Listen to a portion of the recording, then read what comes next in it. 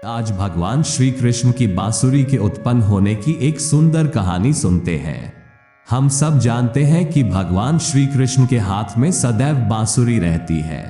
बांसुरी को मुरली भी कहते हैं। भगवान श्री कृष्ण के हाथ में मुरली होने के कारण उन्हें मुरलीधर भी कहा जाता है। भगवान श्री कृष्ण संपूर्ण संसार के पालनहार है। वह मनुष्य, पशु, पक्षी, सभी प्रकार के जीव, वनस्पति, पेड़ पौधों सभी पर समान रूप से प्रेम करते हैं। एक दिन भगवान श्री कृष्ण एक बगीचे में वहां खड़े हुए बांस के वृक्ष के पास पहुंचे। बांस के वृक्ष ने भगवान को नम्रता पूर्वक प्रणाम किया। वह भगवान के दर्शन पाकर अत्यंत प्रसन्न हो गया था। बांस ने कहा, भगवान आज्ञा कीजिए, मैं आपकी क्या सेवा कर सकता हूँ। श्री कृष्ण जी बोले, मुझे तुम्हारा जीवन चाहिए, मैं तुम्हें काटना चाहता हूँ। बांस के वृक्ष ने अपना सिर झुकाया और वह बोला कि हे भगवान, आपकी कृपा से ही मुझे यह जीवन मिला है। आपकी सेवा में मेरा यह जीवन समर्पित करने से मेरे तो भाग्य ही खुल गए। मेरे जीवन में इससे बड़ी और क्या बात हो सकती है।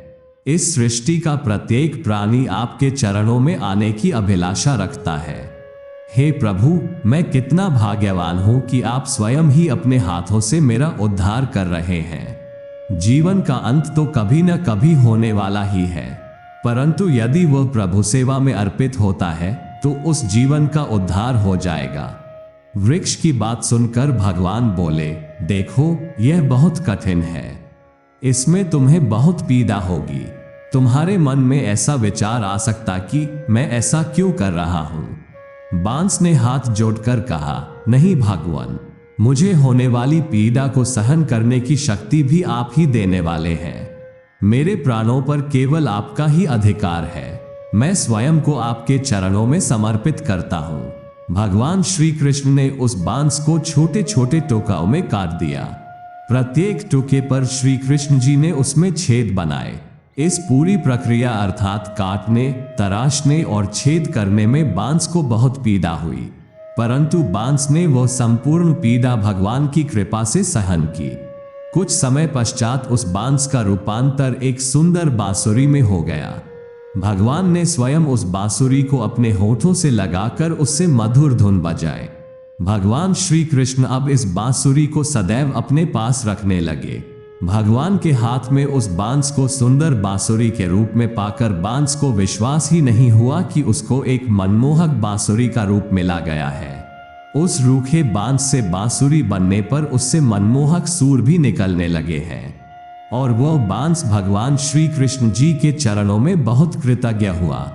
प्रत्येक क्षण बांसुरी को श्री कृष्ण जी के हाथ में देखकर गोपियां उस बांसुरी से कहती थी, अरे, कृष्ण से तो हम भी बहुत प्रेम करते हैं और वह हमारे भी भगवान है, परंतु फिर भी हमें उनके साथ केवल कुछ समय ही व्यतीत करने को मिलता है।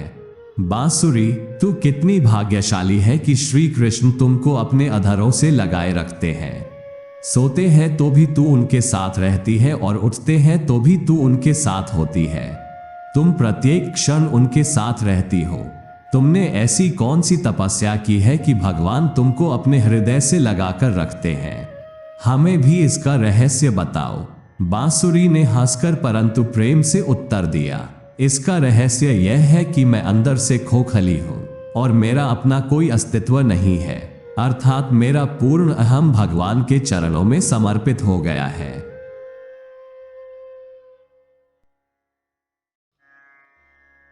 अगर आपको हमारा यह वीडियो पसंद आया हो तो इस वीडियो को लाइक और शेयर करें और ऐसे ही धार्मिक वीडियो के लिए हमारी चैनल को जरूर सब्सक्राइब करें। धन्यवाद।